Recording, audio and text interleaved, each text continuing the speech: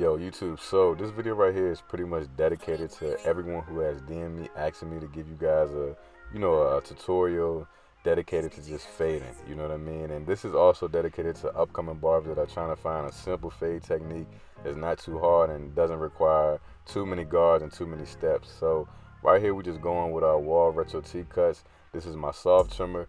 To everyone who may be new to my channel, a soft trimmer is just a trimmer that is not zero gap. That way, when you go in to take that initial ball guideline out, it's not so hard to take that ball guideline out. You'll see later on into the video me cleaning up the ball portion of the fade with my trimmer that is actually zero gap. So right here we're going with our Babyliss Gold FXs, with Rose Gold FXs with the lever all the way open, and we're going up about 1 inch. And like I always say in all my videos, you want to make sure after every few strokes of the hair, you're coming back and either laying the hair back down with a comb or a brush. In this case right here, I'm using a brush. For the most part, when it comes to fading anything from a 0 all the way to a 2, I like to brush the hair just to lay the hair back down, because like I kind of say in all my videos, as African Americans, we can tend to like to brush our hair to lay it down in our natural formation. That's just what we do, you know what I'm saying? And after you go around the hair and keep everything consistent, you want to come back with the lever all the way closed. Now, mind you, the trimmers that I used were a soft trimmer, and the trimmers were not zero gap. My clippers, however, they are zero gap. So once you see that line start to nudge up just a teeny tad bit, you want to go back to notch 2 and keep this consistent all the way throughout the head. As you guys can see, the back of the head is already, that guideline is already taken out. So now we're on notch 3.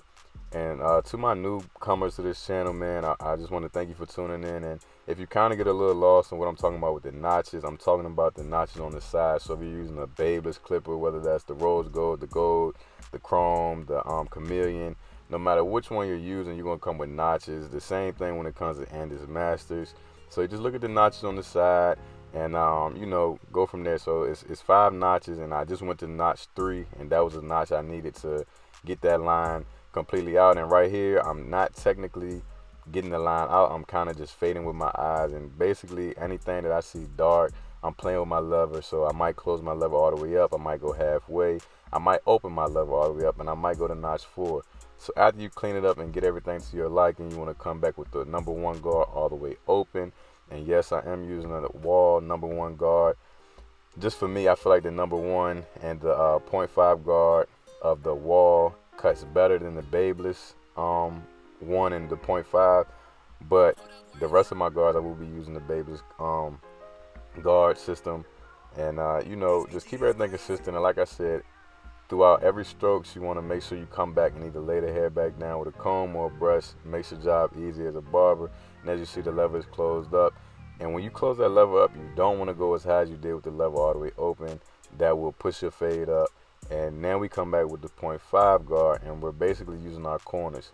So you want to use your knot system with this one as well, but you don't want to use your entire blade, because you will raise that fade up way too high. You want to alternate from the left side of your blade to the right side of your blade, and I promise you everything will work in your favor. And this guard right here can definitely be very frustrating, but at the same time, if you stay with it, stay consistent, it's going to work in your favor. And you guys can see, the higher I kind of get up in my fade, I'm turning that clipper to a 90-degree angle, and you guys will see what I'm talking about later on in the video. You'll get to see it more in depth. But now we're on notch 2. We get ready to hit notch 3. We get ready to get that fade in there, and I mean, just off notch 2, you can see the fade is already starting to pop. Boom, now we're on notch 3. But the fade is already starting to come in there. We got a couple dark spots that we need to touch up, but we're going to come back and we're going to make it happen. And we're going to, make that fade come together all the way, I promise you. But if you kind of get a little lost in what I'm saying in my fade technique, just don't be scared to rewind the video. Check it out. Write these steps down. Do whatever you need to do to grasp this information, because I promise you this is pretty much the easiest fade technique that's out there right now. And, and I'm going to essentially do the same thing that I did when it came to taking that ball guideline out. After I go through all my notches and I see some dark spots, I'm going to start fading with my eyes. So y'all lock in, y'all rock out to the beat, man. My producer been going crazy, and I'm going to tap back in once we're on the next step.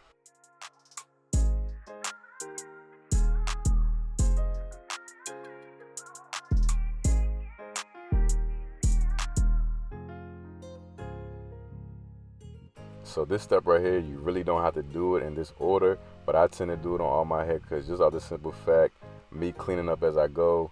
After the haircut is done, I don't really have too many areas that I have to clean up because I'm cleaning up as I go. You get what I'm saying? So essentially right here, all we're doing is corner cutting. We're taking the corner of the blade and we're literally going through any dark spots, and we're taking our corners and splitting throughout the dark strands of the hair, just splitting them, lighting them up. And as you guys can see, a couple seconds ago, I went to the halfway point, and I touched bases on this, you know, in a lot of my tutorials, but I would like to, you know, touch further bases on it, especially in this video, and especially if it's, you know, a new time subscriber or a new time viewer. Basically, the lower you are on your fade, that's the point where you want to have your clipper at the most close position that you possibly can. The higher you are on your fade, you want to keep that blade to this furthest extent of being open. And the middle you are on your fade, you want to have that lever at its middle point. And it's all about the angle. So especially when you're detailing, make sure you know your angles at 90 degrees, 45 degrees, 30 degrees, whatever degree you need to get that angle, you know what I'm saying? Just do it. And start with the biggest angle at first. That way, if you cut too much hair off, you can't put it back. You get what I'm saying? So if you take less off, you're good. You know what I'm saying? You can save the haircut. The haircut won't be ruined. The haircut won't be messed up. So we come back with the 1.5 guard all the way closed. And I know the frame is not the best right now, and I know it might look like I'm going all the way up to my client's head, but I'm truly not. I'm really using the corners of my 1.5 guard, and I'm just corner cutting with a blade, as you guys can see right here, or with the guard, excuse me. You know, just lightening up certain areas, and then after we come with the lever all the way closed, you guys will see me open the lever all the way up, and that will be the highest point we go in our fade. You know what I'm saying? So it's basically the same thing as when you're detailing. So basically right here, I would like to think and look at it like I'm detailing my fade. I'm really not setting the guideline. I'm really not trying to, you know, get any more of gradiency. It's just lightening up certain areas that I see that don't fit in and it doesn't blend, you know, good at all. So as you guys can see, boom, the lever is all the way open. And like I said, this will be the highest point that we go in our fade. We're going to take our 1.5 guard and we're just going to lighten up certain areas. I know it's not in the frame right now, but you guys will see very shortly. We're just corner cutting. It looks like we're using our entire blade, but I promise you guys we are not. So y'all rock out to the beat, man. I'll tap back in once we're on the next step. So if you guys pay close attention, you guys will see my lever is now at its halfway point. I do not follow back up with my number 1 guard. I keep it at its halfway point, and me using my angles and corners, it brings the fade completely together, as you guys can see. So right here, you guys can kind of really see what I'm talking about.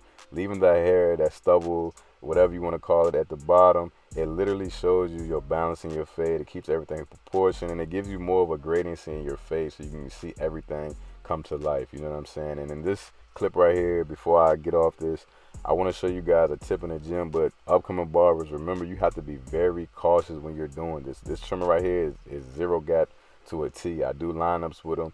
I balled out with them, as you guys can see. But right here is what I'm talking about. So I turn my clipper at a 90-degree angle, and I'm detailing with my trimmer. The reason I say you want to be very cautious with doing this, because if you put the trimmer at the wrong angle, it will push your fade up. You will put a bald spot in somebody's fade. It's literally something that you want to, you know, kind of get some experience under your belt before you try this, man. So if you're new, man, please like, comment, share, subscribe.